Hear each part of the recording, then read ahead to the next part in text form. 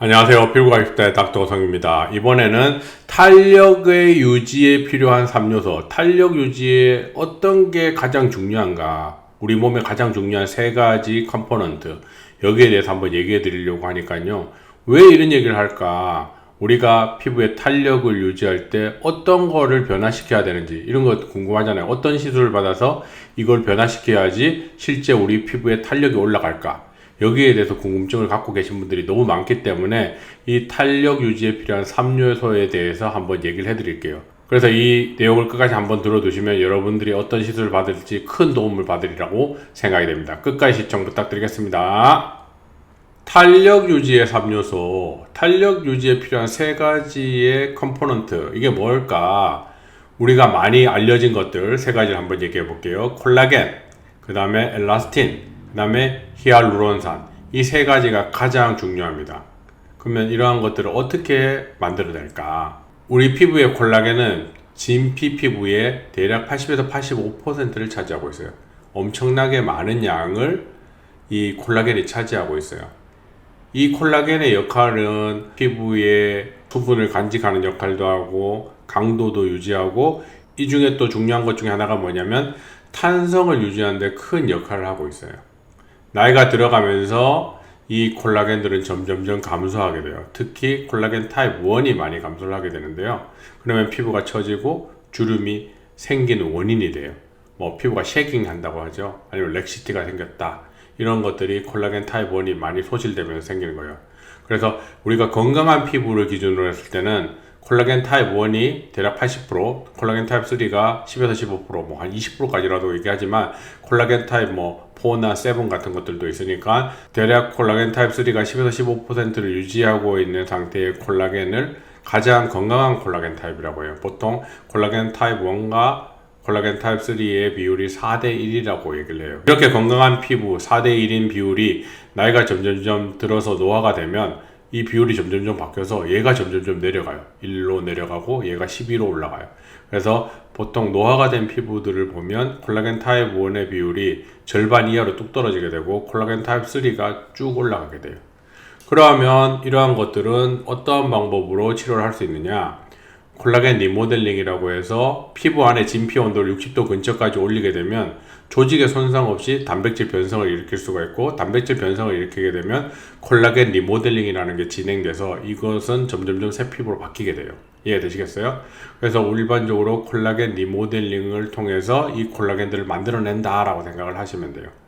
그런데 피부 안에 온도를 60도까지 올릴 때 중요한 것 중에 하나가 뭐예요? 하상 없이 올려야 된다는 거예요. 어차피 진피 내부에는 많은 혈관이 들어있고 많은 수분이 있기 때문에 이거에 의해서 온도가 급격히 올라가는 경우는 흔하지 않아요. 단지 너무 센 온도로만 안 하면 적절히 천천히 올라가면서 하상 없이 콜라겐 리모델링을 유도할 수 있다는 거예요. 이해가 되시겠죠? 그리고 또 중요한 것 중에 하나가 뭐냐면 우리가 피부의 탄성, 탄력하면 가장 먼저 떠오르는 게 뭐예요? 엘라스틴, 용수철 같은 거죠. 이러한 엘라틴은 진피 안의 구성 성분의 2에서 4% 정도밖에 안 될 정도로 되게 양이 적어요. 이런 엘라틴은 열에 의해서 변성시키는 건 정말 어려워요. 한 200도 가까이 올라가야지만 이 엘라틴은 파괴되고 새로운 엘라틴이 만들어지거든요. 그래서 그 새로운 엘라틴이 만들어질 때 그 새로운 엘라틴이 처음에 트로포 엘라틴이라는 걸로 돼서 걔는 탄력을 가지고 있지 않다가 한 3개월 정도 지나면서 정상적으로 머추얼한 엘라틴으로 변하게 되면서 걔가 탄력을 갖게 돼요. 근데 우리가 일상생활에서 이런 엘라틴이 점점 소실되는 경우가 어떤 경우냐, 자외선에 이 엘라틴이 자꾸 노출되게 되면 이 엘라틴은 비정상 엘라틴으로 전환이 일어나요. 탄성이 없는 엘라틴으로 전환이 일어나는 거예요. 그걸 뭐라고 하냐면 솔라 엘라스토시스라고 해서 일광탄력증이라고 표현을 써요. 그런 엘라틴이 막 덩어리져면서 뭉치면서 그 탄력의 기능을 잃어버리게 돼요. 우리가 일본 할머니들 얼굴 사진 같은 데 보이는데 막 주름이 쭈글쭈글하게 있고 그런 얼굴들 있잖아요. 그런 것들이 일광탄력증이 전형적으로 나타나는 얼굴 피부의 그런 모습이에요. 그래서 우리가 자외선 노출이 심하게 되면 어떻게 돼요? 엘라틴이 그 탄력성을 소실해서 비정상 엘라틴으로 바뀐다. 그래서 이 엘라틴을 올리는 방법은 그렇게 쉬운 방법이 아니에요. 그럼 이렇게 손상된 엘라틴을 어떻게 하면 회복시킬 수 있을까? 얘도 특정하게 높은 온도까지 피부 안에 온도를 올리게 되면 새로운 엘라틴이 만들어지는 과정이 시작되는데, 이런 콜라겐에 비해서 굉장히 미비하게 만들어져요. 그래서 이 엘라틴을 만드는 방법은 굉장히 높은 온도까지 피부 안의 온도를 올려야 된다. 그것도 일종의 콜라겐 리모델링을 시키는 방법과 굉장히 유사하다라고 생각을 하시면 되고, 약간 더 어렵다라고 생각을 하시면 돼요. 이해가 되시겠어요? 그래서 나이가 들면 얘도 점점 소실되고 자외선에 노출되면 탄력을 소실한다라고 생각을 하시면 돼요. 그리고 히알루론산, 우리가 가장 많이 알려진 게 뭐예요? 물광주사, 필러, 뭐 이런 것들이 알려진 대표적인 히알루론산이잖아요. 우리가 알고 있는 이 히알루론산은 진피 조직에서 0.1에서 0.3% 정도밖에 차지하지 않을 정도로 비율이 낮아요. 우리 몸에는 이 히알루론산이 전체에 15에서 20g 정도 들어있고, 그 절반이 얼굴에 모여 있어요. 근데 나이가 들어가면서 얘도 소실을 하게 돼요.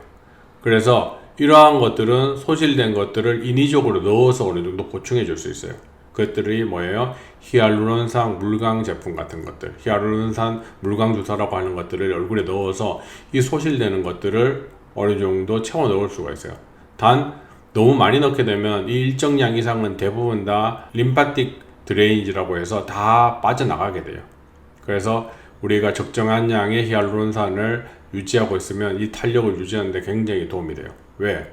얼굴에 물기를 어느 정도 촉촉하게 머금고 있으니까. 이 히알루론산의 역할은 주변에 물을 땡겨와요. 그래와서 주변을 항상 수분감이 있도록 만들어주고 그 볼륨 유지를 해주는데 중요한 역할을 해주는데, 얘가 소실되게 되면 그런 역할이 없어지면서 탄력이 소실되게 되는 거예요. 그리고 나이가 들면서 이런 히알루론산 함량이 급격히 감소하게 되니까 이런 탄력이 급격하게 감소하게 되는 거죠. 그래서 이러한 것들은 물광 주사를 통해서 넣어줌으로써 이런 탄력 소실을 어느 정도 예방해 줄 수 있다. 그래서 이번 내용을 들으면 어떠한 것들을 답을 낼 수 있느냐? 탄력 유지에 필요한 세 가지 요소는 콜라겐과 엘라틴과 히알루론산이 있다. 콜라겐과 엘라틴은 치료 방법이 굉장히 유사하다. 어느 정도 특정한 온도까지 진피의 온도를 올리게 되면 콜라겐 리모델링이라는 게 시작돼서 새로운 콜라겐 타입 1과 3가 만들어지면서 건강한 피부 안에 지지대 역할을 해주는 타입 1이 많이 만들어주고, 피부의 강도와 탄성을 유지해주는 역할을 해주게 하는 걸 한다. 그리고 엘라틴도 나이가 들으면서 급격히 감소하게 되는데, 자외선에 의해서 손상받은 엘라틴은 비정상 엘라틴으로 전환이 돼서 일광탄력증이라고 하는 질환으로 전환되기까지도 한다. 그래서 얘는 열에 의해서 파괴되는 건 굉장히 어렵다. 200도 가까이 올라가야 되기 때문에. 그렇기 때문에 어느 정도 특정한 온도까지 진피 온도를 올리면 새로운 엘라틴이 조금씩 만들어지기 시작한다. 물론 매우 소량이다. 그래서 콜라겐 생성과 엘라틴 생성의 치료 방법은 굉장히 유사하다고 생각을 하시면 됩니다. 그리고 세 번째로 히알루론산이 그 세 번째 요소인데, 히알루론산은 진피의 0.1에서 0.3%를 유지하고 있고, 우리 몸 전체의 15에서 20g 중에서 얼굴의 절반이 모여 있다. 얘도 노화가 진행 시 급격히 감소하게 된다. 하지만 이렇게 감소하는 것은 시중에 알려진 히알루론산 물광주사 같은 걸 통해서 보충을 해주면 주변에 수분을 많이 땡겨와서 보습과 볼륨 유지에 중요한 역할을 해줄 수 있다.